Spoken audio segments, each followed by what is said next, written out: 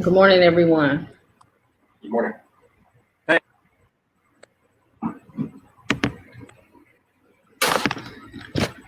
We're waiting on two more guests, but I'm going to dive right into it.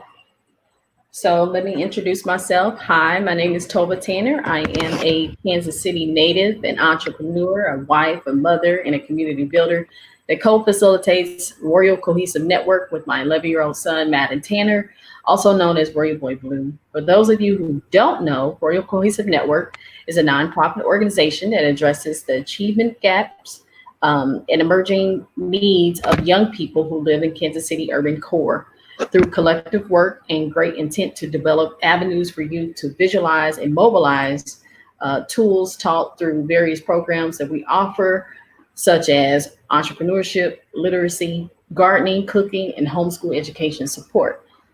Someone once told me that they view Royal Cohesive Network as an organization that takes conventional sayings and phrases such as you can do whatever you set your mind to, or you can own your own business someday, from a redundant string of words to a vibrant statement of potential and progress.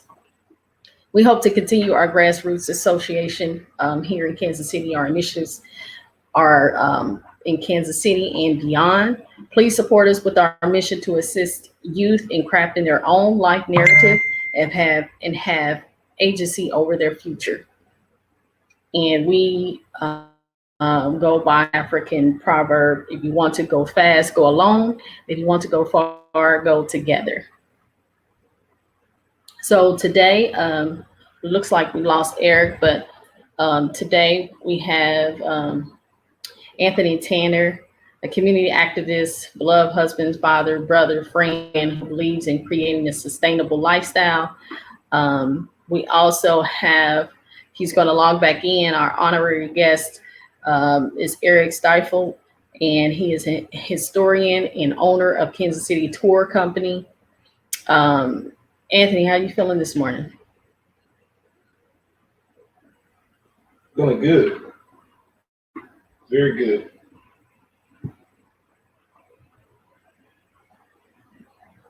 I think you're muted. I'm feeling good. Sorry about that. Good, good, good. So can you tell the people a little bit about yourself? Well, the same as Tova, I'm a Kansas City native, born in the 30s, moved down south when I was young. So I have a wide connection around the community, and I take those areas as important to me. The whole city is important to me, but my focus right now is building up the 30s, the area that I was born in, the area that my family was raised in since almost first came to Kansas City. My mother and my family both lived within blocks from each other down in the 30s. So, yeah. And my focus is just to build up the community the best as I can. Put in the same kind of effort to do good as I put in to do bad. And I believe that if enough people become like-minded and understand that it's about building up, and correcting their wrongs, that we'll be able to get a lot further in the situation that we're in right now as a people. All right, Eric, thank you for rejoining us again. I gave people a little bit of brief description of who you are, but please explain, introduce yourself, please.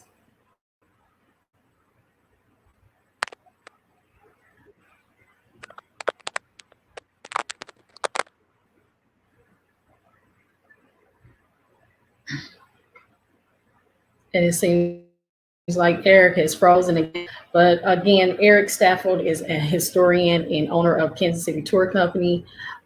He is highly educated in of our history, and he does Kansas City tours, personal tours throughout the city, Kansas City. And so if you wanted to learn more about your history, African American history, please look up www.kansascitytourcompany.com. We work with him often, and I also take personal tours with him as well. Great information, loads of information. And if you ever take one of his tours,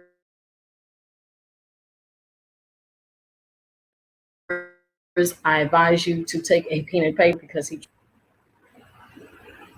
so please note the views and opinions expressed in these series are those of the vocal participants that have joined us today and do not necessarily reflect the official policy or position of any other agency, organization, employer, or company. Assumptions made in the not reflective of the position of any entity other than the participants. And since we are critically thinking human beings, these views are always subject to change, revision, and rethinking at any time. Please do not hold us to them in perpetuity. After months of lockdown due to the coronavirus, we've all been impacted by the waves of uncertainty. COVID has disproportionately affected Black Americans, who are 2.4 times more likely than us to die of COVID-19. We asked everyone a question last week pertaining to the coronavirus, and I would like to go over that briefly. And that was, how did you prepare and cope with the coronavirus news and the mayor's shutdown? And my answer was, I had to shut down my business. It was kind of a shock factor. It didn't sink in until like a week or two afterwards. However, during that time, we did prepare for what was coming. We didn't know that it was going to be to an extent that it was March 15th, and didn't lift up into almost here June 16th. So it was a hard adjustment for business-wise as an entrepreneur, mentally, and also as an organizer for the nonprofit organization. And then also homeschool education had to come into play. I have 4 children, 11, 5, 3, and 1. So it was quite a bit of leap and bounds and adjustments that we had to make for our lifestyle. And I know for you last week, Anthony, you briefly told us how you prepared. Can you go over that one more time for us? I was pretty much already prepared for it.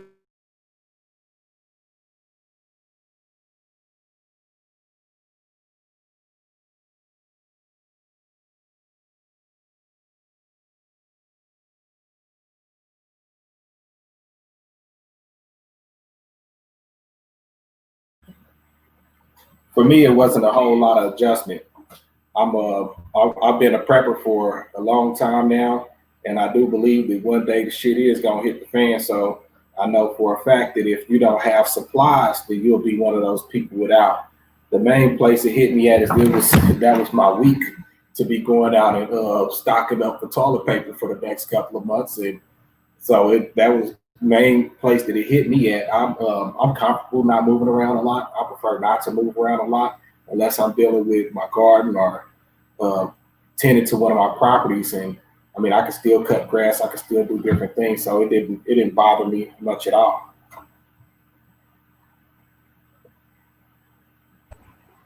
So now as lockdown measures begin to relax in countries that are still battling the coronavirus, expert predicts the possibility of a second wave of infections.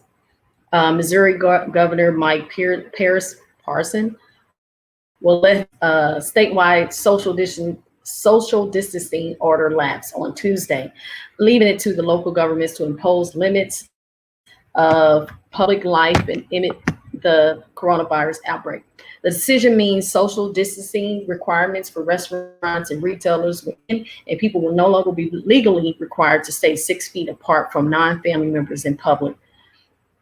Tell me, what do you think about that? Like, are you just diving back out there? Like, are you going to be reserved? Are you going to be relaxed? Because I see, as I kind of go through the town and do things that I need to have done, that I'm noticing a lot of people are not wearing masks, and I feel like the black sheep. Like, so what are you intending, Anthony, to do to, after this lift is going to come to place on Tuesday, June 16th.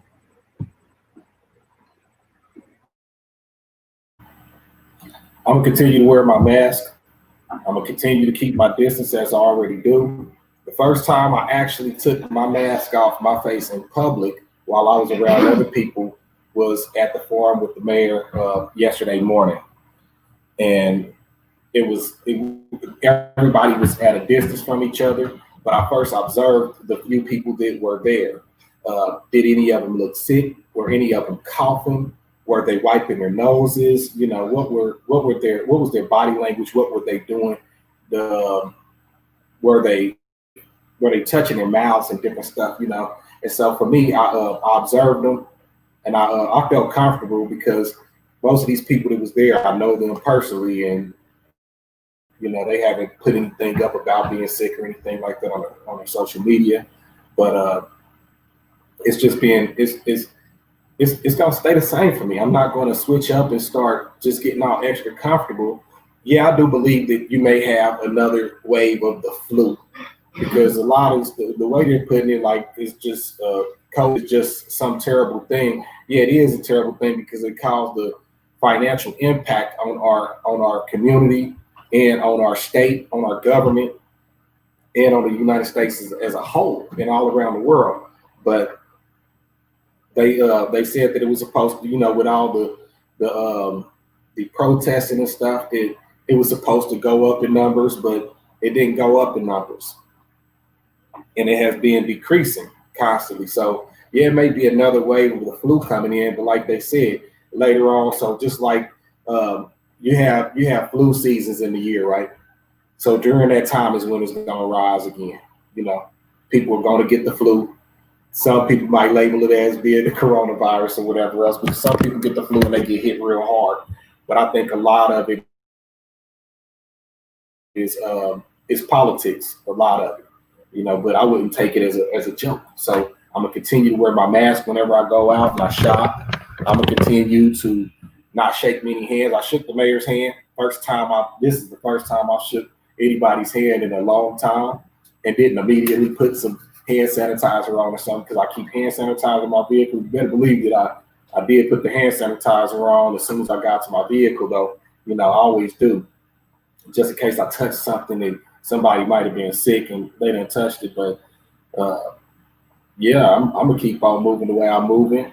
Hopefully, our children are not going to be getting out in public too much. Plan on going on a vacation soon, but it won't be around a bunch of people. You know, I would like to go to an amusement park sometime soon, but you know, if that's not possible, it's not possible. The health and safety of my family is more important than anything to me. So we're gonna keep on growing food in our backyard and at other locations, so that we can make sure that we're able to thrive through whatever comes next. Good thing, good thing. Our response right now at Royal Cohesive Network includes distributing masks to organizations that are aiding in the process to prevent the spread of coronavirus and are working on the front line of protesting here in Kansas City. We're giving away 100 masks that are CDC recommended to organizations that are submitted. So please comment below, inbox, or email us at royalnetworkc@gmail.com. Remember, Royal is Royale. Organizations, we love to donate them across the country. We all, the impact will affect us all. I want to highlight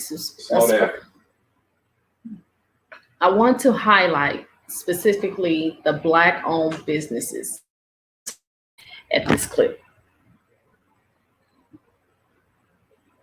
Site here in downtown Newark, local shop after local shop closed due to the coronavirus pandemic as Black-owned businesses just fight to stay alive. The only thing we can do right now, just sit home and wait and see what's gonna happen. For me, it's been catastrophic. I mean, I guess the best response would be, I do what I can whenever I can. If someone calls me and they have an order, I fill it. We're no longer making deliveries out of that very fear. We do anything by any means necessary in order to make sure that source of knowledge stay here. Anyone could just drive through the downtown area and see how isolated everyone is. We're really at the bottom of the totem pole for getting financing. Myself, like many people that I know, have applied for funding, and we're just waiting to hear back. You know, just nothing. We're really just sitting here at the mercy of our landlords, waiting for you know, some real direction. It's extremely stressful. Not one day has passed that I have not lost somebody that I know. In the past 10 days, I've had 11 who I know, whether it was through someone directly or a text or email of someone's passed away, and young. And unfortunately, all African American. The reality is that people in my community can barely afford to provide 3 meals a day for themselves and their families. The people in my community don't know what's going to happen after the end of May. They don't know if they're going to have a job or the ability to even pay their rent going forward. Because, you know, it's going to take us to save us.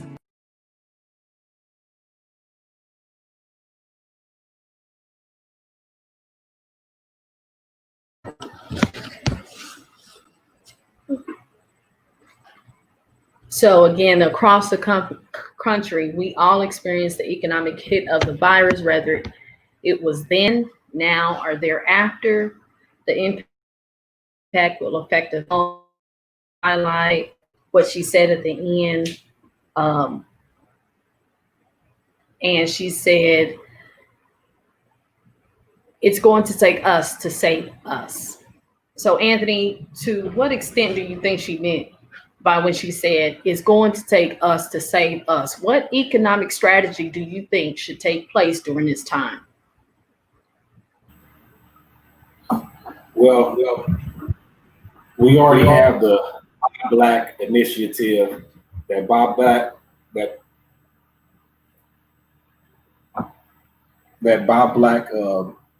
initiative has been in place for quite some time now. Some of us live by it, some of us don't. It's not like we have Black-owned stores or anything around anymore to where we could, grocery stores to where we could truly support them.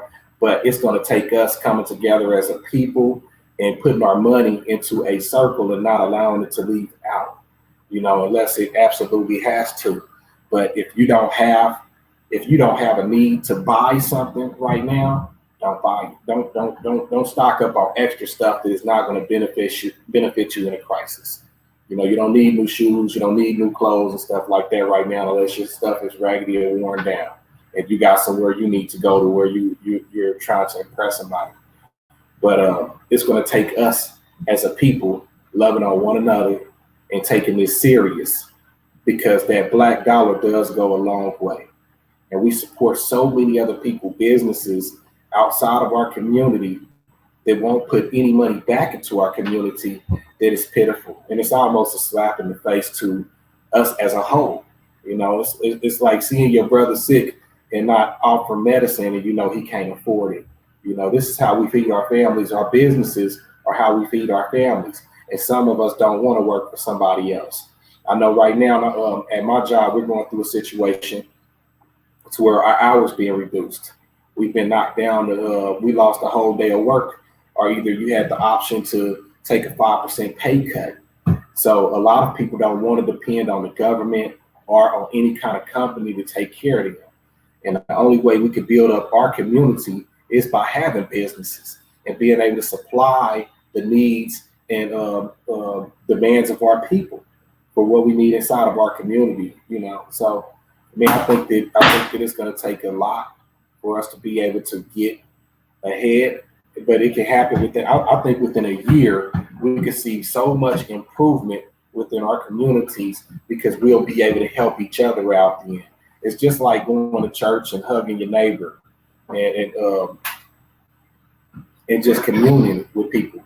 When we start loving on one another and being able to take care of one another, we don't have to worry about our families going hungry because somebody gonna bring us a dinner. And that's just the way that it should be in our community. None of us should be suffering when we got more than enough. When we live in abundance, we have to take advantage of this time and really come together as a people.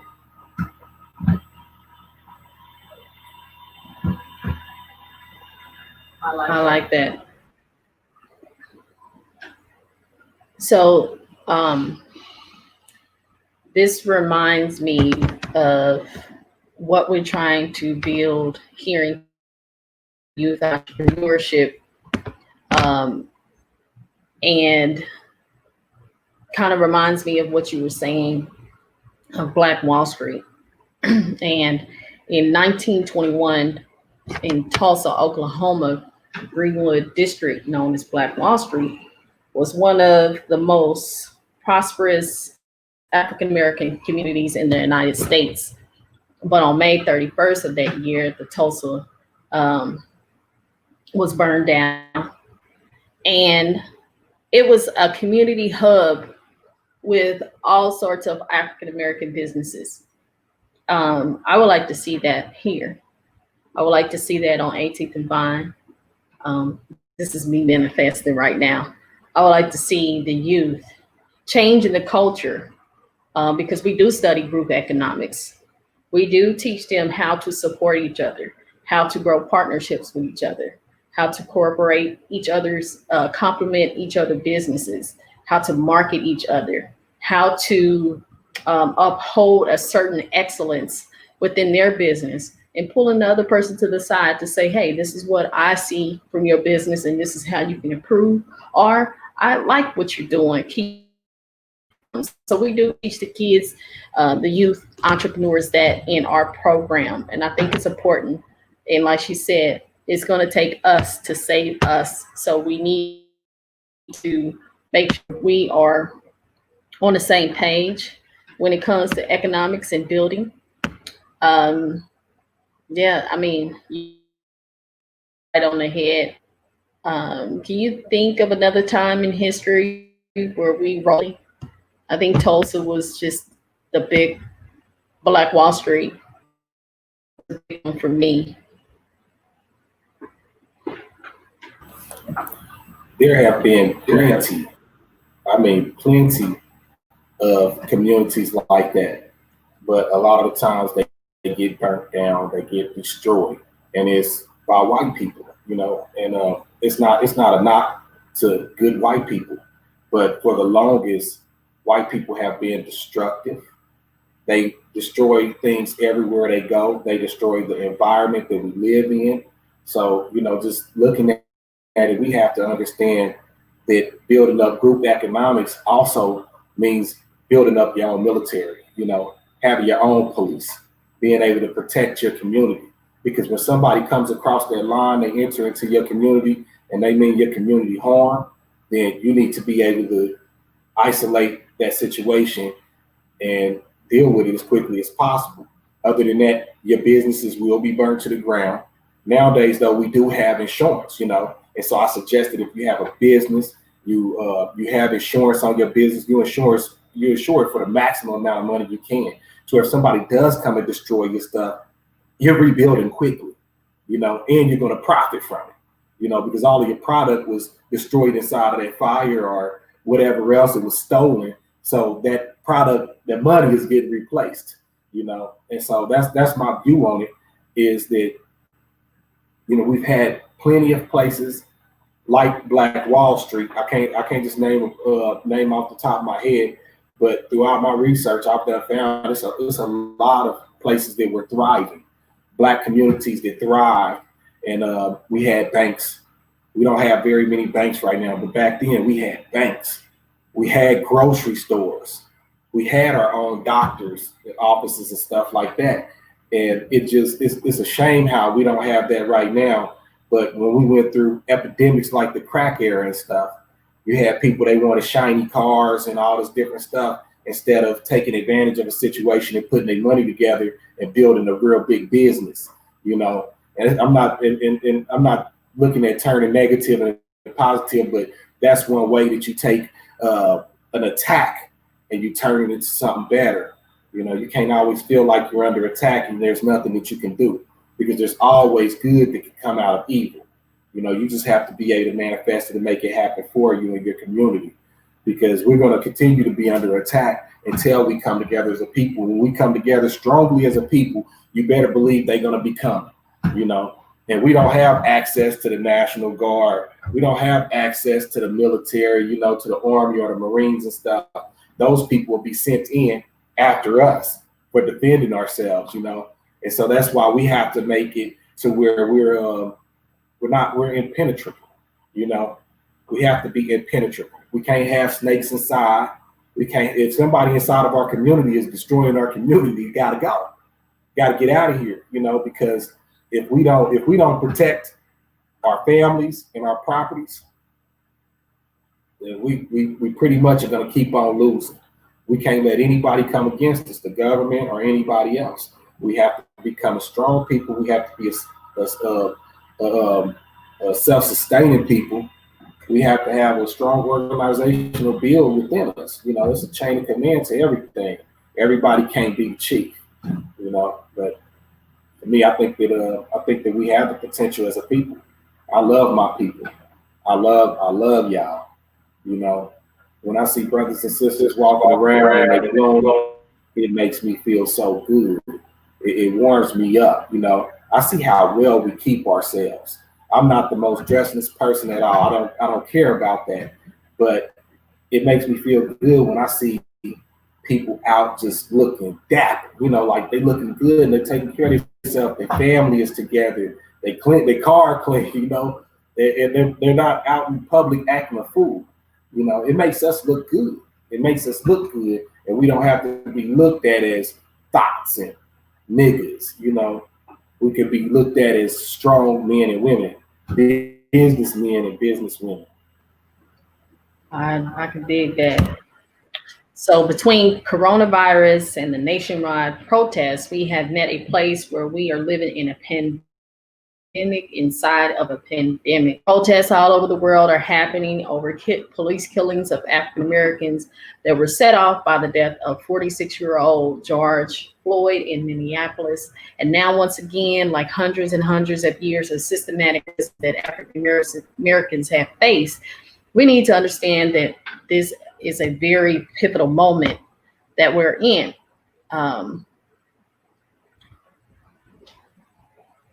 From the emotions that you've expressed, did it spark up a need to incorporate that protection level of knowing certain conversations can't be had in public?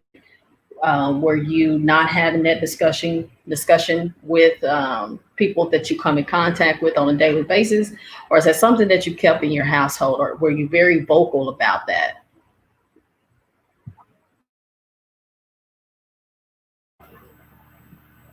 I've always talked with people about being prepared, you know, not putting yourself in a predicament to where harm can be brought against you. But I'm a firearms instructor, been a firearms collector since a kid. I've always had firearms since I was young. And so I believe in protecting myself. I also believe in the person standing next to me being able to protect themselves. So I try to make sure that I got guns all around the city, you know, just in case, because I know that it can happen. So when I was young, I learned to buy guns and I leave them over other people's houses. And a lot of them are still where they've been at all this time. But encouraging people to buy a firearm if you don't have a firearm, you know, you need one. You know, you need bats and stuff around your house, because guns aren't the only resolve to protecting yourself.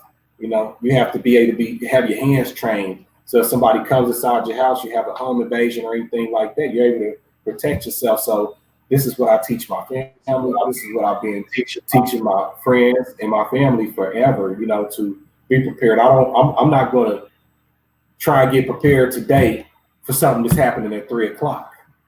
I'm going to be prepared the month before.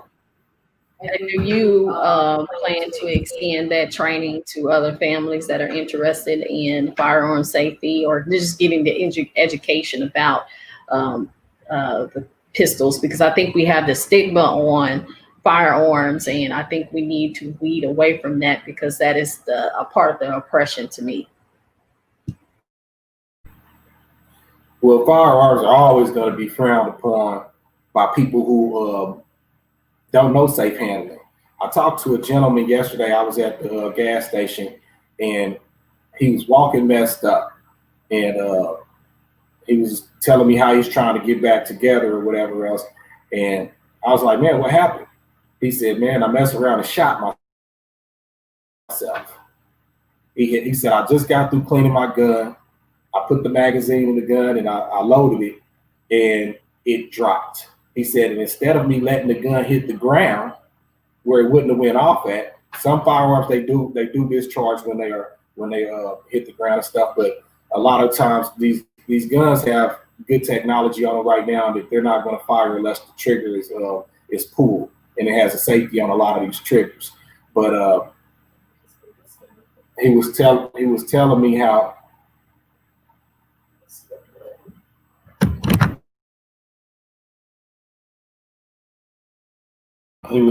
how he before it hit the ground, and when in one side of his leg came out the other. But firearm safety is going to be the most important thing. I will extend training to families and individuals. The range is back open now, and I have access to it. All you got to do is hit my Messenger. I downloaded Messenger finally, so you can hit my Messenger and get in contact with me. Amaru Header Ra on Facebook. That's the only way to be able to get in touch with me. You go on Instagram. I'm on Instagram, Comedic Sunrise Yoga KC, but I don't check that very often. But yeah, that's the most important thing to me is being able to teach our children firearm safety. So I don't really teach a lot of grown-ups firearm safety. They should know it already, but at the same time, if they don't have that knowledge, I have no problem with being able to extend that knowledge to them. And I can even make some videos, because everybody's not going to be able to go afford to go to the range and spend that money. Very inexpensive. Average about $50 a session, and that's with the.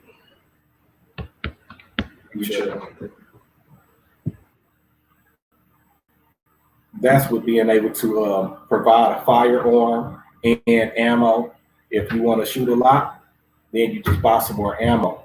But I encourage everybody that if you never shot a firearm before, shoot one. The best way to be able to shoot one without having to buy it first, because you want to be able to get your fit for a gun too. You have to know what caliber is going to work for you. If you like big guns, you like big guns. But not everybody that like big guns can handle a big gun. Now, I recommend 9mm all the time. I used to carry 45s. I got a few of them, but I don't choose that as my everyday carry anymore. But yeah, I'll always extend that. That's why I got the training. I'm NRA certified. So for me, this is a part of my life. I created it. I didn't do this for money either. I didn't get certified for money. I got it because I was dealing with an organization that had a bunch of young men in it. And I know one thing, by the time our young men are 12, 13 years old, some kid has brought a firearm around them. And I want to be able to teach these kids, if somebody does bring a firearm around them and they handle it unsafely, how to, hey, look, let me see that. Take it, disassemble it, I'd rather go get into a fight because he done took the guy's gun apart because he don't know what he's doing than accidentally get shot or somebody else get shot. Because if you don't know safe handling of a firearm, just like that man, he was a Marine. He said, man, I'm an ex-Marine and I shot myself.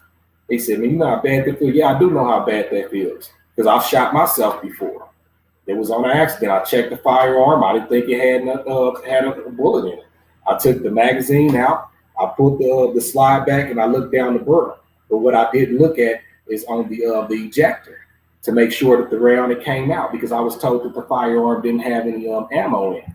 And so my hand just covered it up a little bit. And when I squeezed the trigger, it blew my hand up. I got all my digits though, and I got my feeling back mostly, but it made me look at it like, man, if I know firearm safety, I've been dealing with firearms for a long time, and I accidentally shoot myself. I know how these kids accidentally shoot themselves, accidentally shoot their brother or their sister. So yeah, I think that's important for us to have the education. Please, if you're interested in having firearm safety for your families, please hit him up. For many of us, the unrest, anxiety, and emotions behind the George Floyd case has made our environments more tense. Anthony, this deep pain that we all feel when we hear about police brutality and injustices, do you believe these incidents are stem from the impacts of systematic racism? So before you answer that question, I want to play this clip real quick. Slave catchers were known as slave patrollers. Also during this time period, there was no, which was a time period known as Reconstruction, there was no police force. So the first organized police force here in Kansas City was not established till 1874.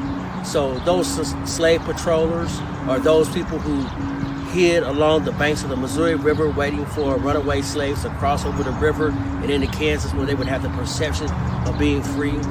Those slave patrollers actually became the police force during the time period of Reconstruction. So every day we go into our daily routines with expectations about how things will occur. These beliefs have an astounding impact on our perceptions and reactions to the world around us, oftentimes without us even being aware. So again, Anthony, this deep pain that we all feel when we hear about police brutality and injustices, do you believe these incidents are stemmed from the impacts of systematic racism? Yes, I do. And it's sad that we look at the law for and the law as to serve to protect, but that's not what they were built for. You know, they were built to keep us in bondage. They were and they were bounty hunters pretty much. If you had this stuff in you. And if you look at it, they was getting a reward. Those slave catchers were getting a reward. They were getting the reward for those black bodies. They were getting the reward for that black woman, for that black man. So they was making money off of bodies. Our bodies were sold time and time again. There has been a profit off of our bodies being made for a long time. And if you look at it right now, everything that we had to endure, we had to do and build up and work for, we never reaped the benefits of it, farming or any of that. Majority of the farms today are owned by Caucasians, Europeans of some sort. They're not owned by the people who were manning the fields, the people who knew how to grow the food. And so for me, it's just it's no different than slavery. You know, these cops are not put here to serve and protect us. They're here to serve and protect the interest of the government, not the whole community. You know, if that was the fact, that when the police are beating down somebody, the other police around them would arrest them because they're not conducting themselves correctly. And that reflects on the same thing I was saying about us earlier. As a people coming together, we have to hold ourselves and the people around us accountable. We have to police ourselves. So the police should be policing the police, but that's not what happens. So most definitely it has been systematic racism, and it's the racism still is prevalent today. It has not died. It has not went anywhere. We still experience it in the workplace and everywhere else. You know, I had somebody try to put me in a position to where they would talk to me about the rioting that was going on during the protest, and put me in a category and said, "You people," and I took offense to it. You know, but at the same time, I just have to look at it how it is. It's an old white guy, probably been this way his whole life, you know? And a lot of times, it don't matter if they know better. It don't matter if they have morals. This guy is a Mason, an old white Mason. So as being, we should be brothers. He shouldn't have been coming at me like that, period. But that's just how it is. And this is the mentality that these people have. You know, it's always going to be hatred. You might hate our guts, but you love what we do. You love what we produce. They want to be like us so much that it's pitiful. But at the same time, they don't want to see us on top. They don't want to see us in a place of power. But when you stop relying on their structure and you rely on your own structure, they can't stop you from being where you deserve to be at in life. And that's how we get rid of the systematic racism, is we don't allow it to affect us anymore, where we're not dependent on other people to provide for us.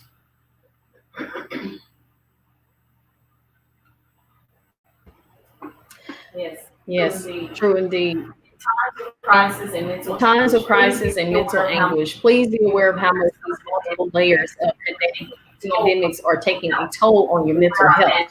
We wear our masks every day with expectations about how things will occur. These beliefs have a sound impact on our reactions to the world around us. We just recommend when you feel that, you know it brings rage and eternal torment. We urge everyone to find a grounding place of peace, some way, somehow. And be sure to take care of yourself. So we explore the mental aspect hit our homes, how economically it hit our businesses. I wanted to highlight our mass distribution. We distribute masks to the Gable Tower apartments. Distribute dropped off 100 masks for the tenants. Tenants were experiencing 3 weeks through incurable heat, no air conditioning. And it took one tenant out with a sign and said, "Help, we don't have air conditioning." And one person saw this and pulled over. And from that point, they having to live in that just made him make sure he took action. And with his action, he brought his community together, and they were bringing out fans. People were dropping off food. The news station was there. They were reporting on it. We had another brother that went out and played music for their event for them to host this rally. They had 2 Metro buses out there that were providing air for them. So this is how the community should be stepping up for each other. And it took to really have an impact, be an advocate for those tenants. And they were elderly tenants, you know? So we have to be there for our elders as much as we there for our families and so forth. So big ups to KC tenants. They are now having, excuse me, having air inside their apartment complexes. Once the news and the community really got on the owners, they flew down and they handled it. So it's right now they do have air. So we were very grateful to drop off masks to prevent the spread of COVID. So I think that's a show from all of the things that we expressed today. Thank you, Anthony, so much.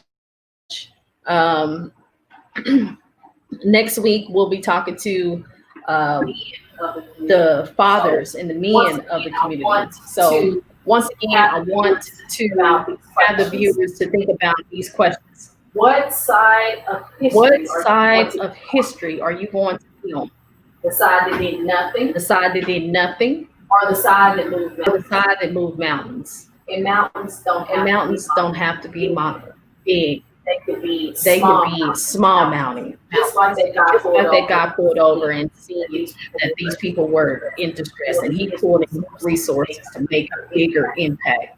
So tune in next week, Sunday, June 21st, as we talk about these different topics that we talked about today with the men of our community. Same time, 9 a.m. in the same platform. Please like and share and get involved and submit the names of organizations who are aiding in the process to prevent the spread of COVID and or protesting here in Kansas City.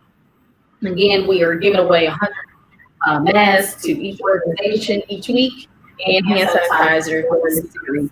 We also doubled up and gave Juneteenth 100 masks, and you guys missed that with the mayor and councilwoman thing, you missed out. They had a lot of great political questions for them, and they explained a lot of things that's happening.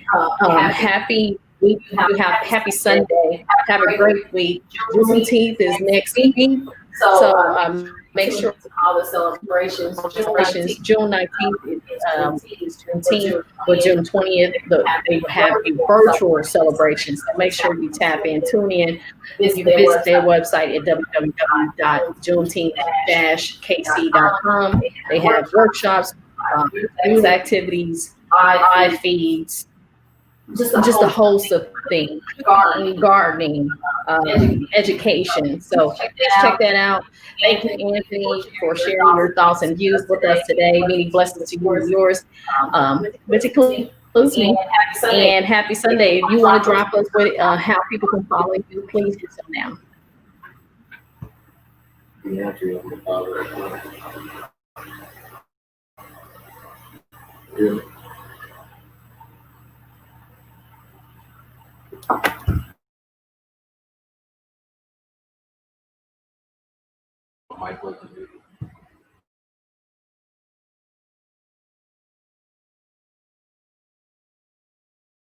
That's what I asked.